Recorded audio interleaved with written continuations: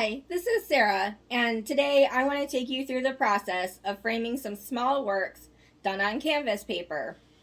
In my previous videos, I've showed you how to make your own frames and frame large paintings size 16 and 20 above, which can save you a lot of money over purchasing a frame from your craft store.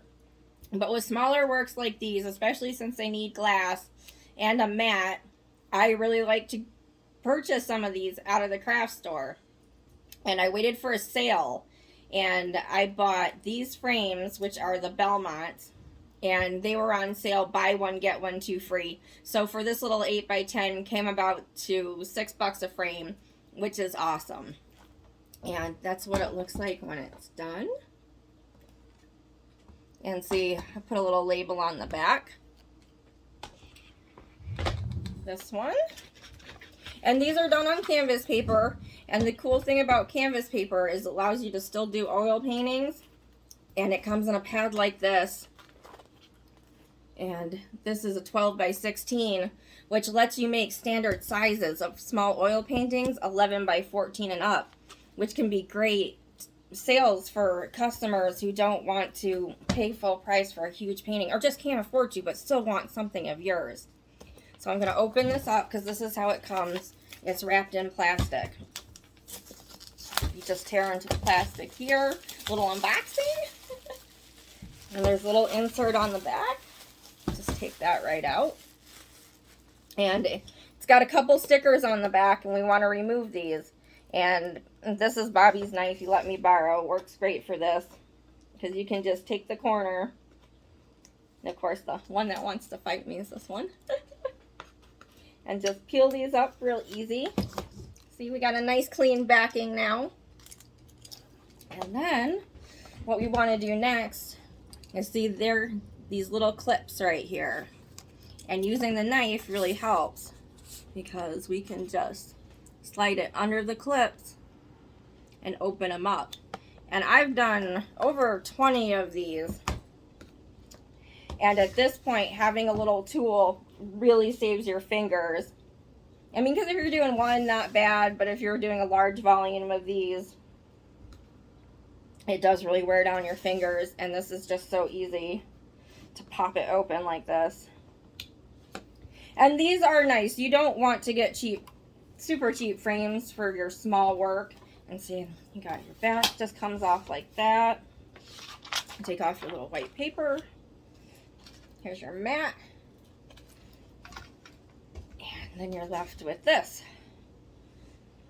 And the next thing you want to do is clean your glass. And I've just got paper towel here and a little glass cleaner. It's gonna give it a small spray. You don't want to drown this. But anyway, you don't want to get a cheap frame because they won't hold up on the wall over time.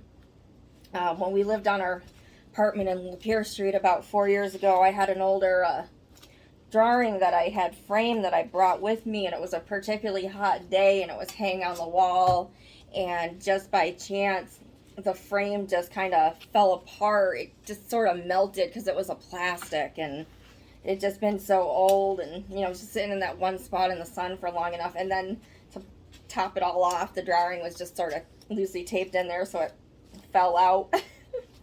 So you don't want that happening to a customer. But yeah, just get your glass all cleaned up here.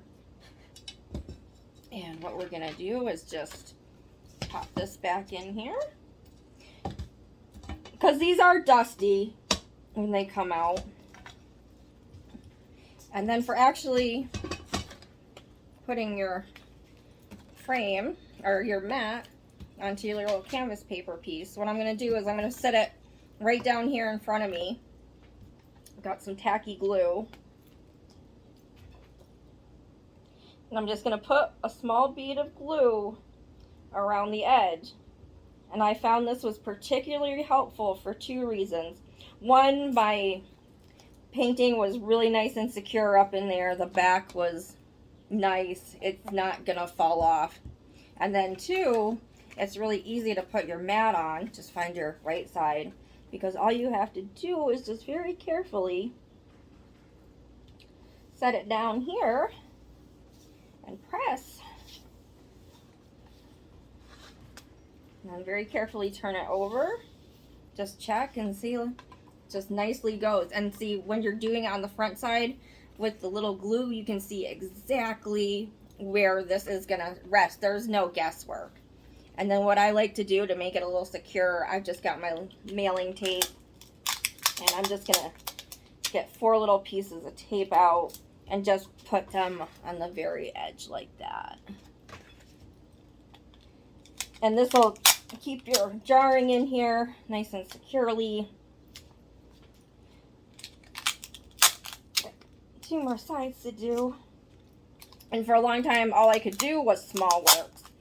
My second husband was not tolerable of anything of my art, and if I had anything left out of supplies, he'd just throw it across the room. So for a long time, all I did was like little 8x10s and colored pencils and stuff where they could be easily picked up and put away. But Bobby's not like that. He's so much more tolerant. He's awesome. So supportive. But yeah, it just rests in there like that. I take my little white paper, put it back in, put this back in, and see, now what we have to do is put these clips back down. And I got my little needle nose pliers, and what we're gonna do is just bend those clips back down like this. And these frames come in quite a variety of sizes. And with the mat, you have to think, okay, so this is a 5x7, but the frame size is an 8x10. It's matted to a 5x7, which is really great because then you can put it right on your mat. But you can also, if you have one that you don't want to mat, but it just looks so much better with the mat. But I did have a couple hanging around, and I just decided to pop in there that are next size smaller down and made for a 4x6, but mat to a 5x7. And they don't look awful either, so yeah, just that is the right side up. Always double check. And then the last thing we're gonna do is I've got my little label like I showed you before, and this has just got my it's Sunrise at the Lake, and it's an oil. I've got the price for a small one like this. I'm just hoping to get 50 bucks for. Small, easy sell, hopefully. And if someone can't afford like a huge painting but still wants one of your pieces, this is a great way to, of course, you know, I'm almost out of glue after doing about 20 of these, and it does not want to cooperate with me. Oh, here we go. Yep. So yeah, you got your little bead of glue there, and I'm just going to put them in the bottom right hand corner like all the other ones. And just keep that all consistent, pick a corner, stick with it. And just work it around in there. And voila.